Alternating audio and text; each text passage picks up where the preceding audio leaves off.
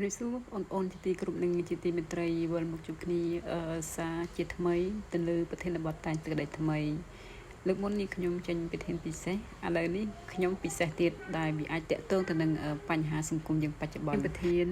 មានសុភាសិតមួយឃ្លាបានលើកឡើងថាគ្មាននគរដោយប្រជាពលរដ្ឋរួមសាមគ្គីតាមរដ្ឋបរសជាតិតើសុភាសិតនេះមានអត្ថន័យយ៉ាងដូចម្តេចចូលលើកឧទាហរណ៍ក្នុងសង្គមជាក់ស្ដែងនិងអក្សរសិល្ប៍មកបញ្ជាក់ចាអញ្ចឹងនេះក៏វាតទៅនឹងសង្គមយើងណាអញ្ចឹងយើងចូលសេចក្តីអធិប្បាយសេចក្តីអធិប្បាយយើងដឹងហើយថាយើងមាន3ចំណុចធំទី1សេចក្តីផ្ដើមទី2តួសេចក្តីទី3សេចក្តីបញ្ចប់អញ្ចឹងសេចក្តីផ្ដើមគឺយើងមាន3លំនាំបញ្ហាចំណូលនិងចំណាត់បញ្ហាអញ្ចឹងលំនាំបញ្ហាគេថានៅក្នុងសង្គម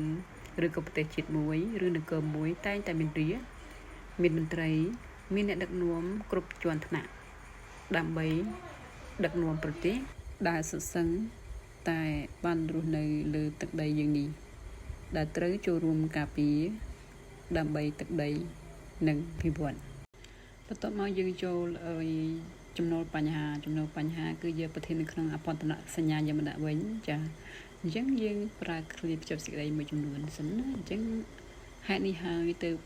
បុព្វបុរសយើងបានបន្សល់ទុកនៅសុភាសិតមួយឃ្លាថាគ្មាននគរដោយប្រជាពលរដ្ឋរួមសាមគ្គីតាមរដ្ឋបរសជាតិបន្តទៀតយើងចូលចំណោទបញ្ហាយើងចាក់សួរបែបប្រធានបញ្យលតើសុភាសិតនេះមានន័យយ៉ាងដូចម្តេចខ្លះឬក៏តើសុភាសិតខាងលើនេះមានអត្ថន័យយ៉ាងណាខ្លះចាអញ្ចឹងយើងចូលបន្តលើកទី2ក្នុងសេចក្តីផ្ដើមបន្ទាប់មកទៀតយើងចូលចំណុចទី2គឺតួសេចក្តីគឺមាន5ចំណុចដូចគ្នាគឺទី1ឃ្លាភ្ជាប់សេចក្តីគឺគេសរសេរភ្ជាប់ពីសេចក្តីផ្ដើមទៅតួសេចក្តីយើងត្រូវប្រើឃ្លាភ្ជាប់សេចក្តីមួយចំនួនដើម្បីយល់ន័យ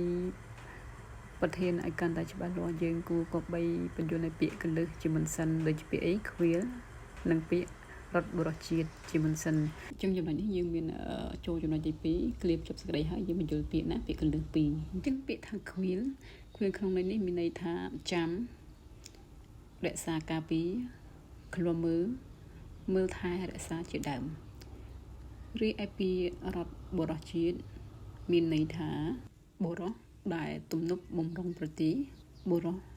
អ្នកមានចំណេះចេះរក្សាប្រទេសជាដើមបន្តមកទៀតយើងចូលចំណុចទី3គឺបញ្យលនៃប្រធានគឺយើងយកន័យរបស់ពាក្យកណ្ដឹងនេះមកចូលគ្នាអញ្ចឹងដូចនេះប្រធានខាងលើចង់មានន័យថាប្រជាពលរដ្ឋមានទូនាទីកាតព្វកិច្ចដែលពលរដ្ឋទាំងអស់ត្រូវចូលរួមក្នុងមើលការពារថែរក្សានគររបស់ខ្លួនរួមទាំងមន្ត្រីគ្រប់ជាន់ថ្នាក់ចេះទំនុកបំរុងជាតិកិត្តជាតិជាធំបន្តមកទៀតយើងចូលចំណុចទី4គឺបកស្រាយប្រធានអញ្ចឹងជាការបណ្ណាសុភាសិតដ៏មានតម្លៃនេះគេអាចចែកជាការបកស្រាយជាពីរដំណាក់កាលឃ្លាគ្មាននគរដោយប្រជាពលរដ្ឋគឺជាឃ្លាអប់រំទស្សនៈកូនខ្មែរដែលបណ្ដុះបណ្ដាលមនសិការជាតិព្រមទាំងប្រាប់ដល់កូនចៅខ្មែរឲ្យដឹងបានច្បាស់ថាក្នុងនាមជាពលរដ្ឋគ្រប់រូបមានតួនាទីយ៉ាងសំខាន់នោះគឺការពារឃ្លាំមើលថែរក្សាការពារប្រទេសរបស់ខ្លួនជាក់ស្ដែងនៅក្នុងសង្គមបច្ចុប្បន្នយើងរាល់គ្នាត្រូវចេះស្រឡាញ់ជាតិមាតុភូមិត្រូវចេះថែរក្សាកេរដំណែលវប្បធម៌ភាសាដោយប្រើប្រាស់ភាសានិងផ្សព្វផ្សាយឲ្យបានទូលំទូលាយនិងត្រូវខិតខំរៀនសូត្រដើម្បីកសាងជាតិនិងអភិវឌ្ឍប្រទេសជាតិឲ្យរីកចម្រើនចំណែកឯនៅក្នុងស្នាដៃអក្សរសិល្ប៍ប្រជាប្រិយវិញរឿងធនជ័យក៏បានបង្ហាញឬក៏បញ្ជាក់យ៉ាងច្បាស់ដែរថាអំពីពលរដ្ឋគំរូដែលហ៊ានពលីជីវិតហ៊ានធ្វើគ្រប់បែបយ៉ាងដើម្បីជាតិគឺធនជ័យមិនស្ថិតនៅកលៈទេសៈណាក៏ដោយពេលដែលប្រទេសជួបភាពអាសន្នប្រទេសជាតិត្រូវការធនជ័យចេញមុខដោះស្រាយបានរហូតនេះដោយសារតែធនជ័យជាពលរដ្ឋដែលស្នេហាជាតិចេះដោះស្រាយបញ្ហាជនជាតិ ទោះបីជាគាត់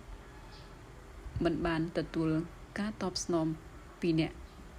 មានអំណាចក៏ដោយសូម្បីតែនៅចុងបញ្ចប់នៃរឿងក៏ធន់ជ័យបានផ្ដាំដល់ស្ដេចថាបើសោយត្រីព្រួលកុំចោលស្រកាបើសោយត្រីប្រាកុំចោលស្រកីស្លម្ជូរក្បាលត្រីកុំភ្លេចត្រូវដាក់ម្ជូរសណ្ដាន់ដែលពាក្យសុភាសិតនេះមានន័យយ៉ាងជ្រាលជ្រៅសម្រាប់ដាស់តឿនទាំងរាជទាំងមេដឹកនាំ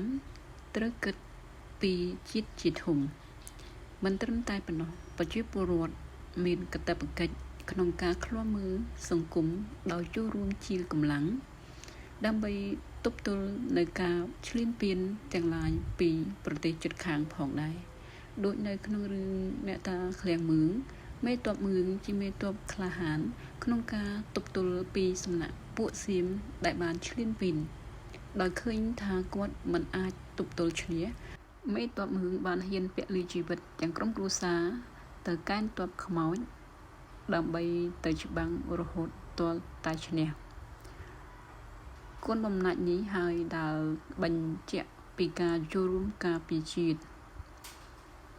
មិនឲ្យខ្មាស់ត្រូវមើងងាយបានឡើយ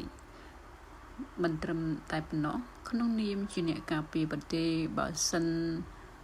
បណ្ដោយឲ្យជាតិជួបបញ្ហានោះគឺជាកំហុសដ៏ធ្ងន់ធ្ងររបស់ប្រជាពលរដ្ឋប្រុសស្រីជាក់ស្ដែងនៅក្នុងរបបដ៏ខ្មៅងងឹតកម្ពុជាប្រជាធិបតេយ្យប៉ុលពតដោយសារប្រជាពលរដ្ឋភ្លេចខ្លួនបានធ្លាក់ក្នុងអបាយកលទាំងនោះធ្វើឲ្យខ្មែរស្លាប់យ៉ាងអនាថអធមជាទីបំផុតទាំងអស់នេះហើយដោយសារតែខ្មែរសប្បាយភ្លេចខ្លួនចំណែកឯនៅក្នុងស្នាដៃអក្សរសិល្ប៍រឿងភូមិនៅឆានវិញបានបង្ហាញពីការรื้อបំរាស់ឡើងវិញដោយសារក្រោបឈើតវ៉ាមិនខ្លាចការស្លាប់រហូតបានកំចាត់មេដឹកនាំអាណានិគមនិយមបារាំងបាដេសទាល់តែស្លាប់ដើម្បីចង់បាននូវសេរីភាពទាំងអស់នេះបានបង្ហាញថាពីការហ៊ានតវ៉ានិងអង្អាចក្លាហានហ៊ានពលីជីវិតដើម្បីប្រទេសជាតិដូចនេះដូនតាចង់បញ្ជាក់ថាមិនមែនពឹងអាស្រ័យតែលើនរណាម្នាក់ឬក្រុមណាមួយឡើយដើម្បីរៀបចំសង្គមនិងអភិវឌ្ឍជាតិចំណែកឯឃ្លារួមសាមគ្គីតាមរដ្ឋបុរសជាតិចង់បញ្ជាក់ថារដ្ឋបុរសជាតិគឺជាមនុស្សដែលទំនុកបម្រុងប្រទេសជាតិជាបុគ្គលមានចំណេះដឹងចេះរក្សាប្រទេសជាតិមិនមែនជាមនុស្សពាលីអវសែមិនយល់ការនោះឡើយក្នុងករណីប្រទេសជាតិមួយមានរដ្ឋបុរសល្អមានសមត្ថភាពមានសិលធម៌មានគុណធម៌ល្អប្រជាជនទាំងអស់តាំងចិត្តរួបរวมសាមគ្គីដើម្បីឲ្យជាតិខ្លាំងរឹងមាំកសាងជាតិរួមគ្នាលើមាគ៌ាជាមួយគ្នារវាងអ្នកដឹកនាំប្រជាជនទៅលើកស្ទួយសង្គមទាំងអស់គ្នាជាក់ស្ដែងនៅក្នុងសង្គមបច្ចុប្បន្នប្រទេសកម្ពុជាមានការរីកចម្រើនជាបណ្ដាដោយសារប្រជាពលរដ្ឋនិងអ្នកដឹកនាំមានការស្រស់ស្រួលគ្នាគ្មានសង្គ្រាមនិងអ្នកដឹកនាំចេះគិតគូរពីប្រទេសជាតិគិតជាតិជាធំនេះដោយសារតែប្រទេសជាតិគោរពលទ្ធិប្រជាធិបតេយ្យដែលជ្រើសរើសដោយរាជរីឯនៅក្នុងអក្សរសិល្ប៍វិញរឿងព្រះនាងឥន្ទ្រទេវីព្រះនាងនិងព្រះបាទជ័យវរ្ម័នទី7ជាក្សត្រដែលចេះស្រឡាញ់រាជព្រះនាងឥន្ទ្រទេវីជាអ្នកកសាងខាងសតិបញ្ញាដោយមានការកសាងវត្តអារាមឈ្មោះនរេନ୍ଦ୍រាស្រមនិងសាលាសំណាក់ថែមទាំងសាកលវិទ្យាល័យឈ្មោះថានីលកតុរៈហើយព្រះនាងសាកលវិទ្យាធិការ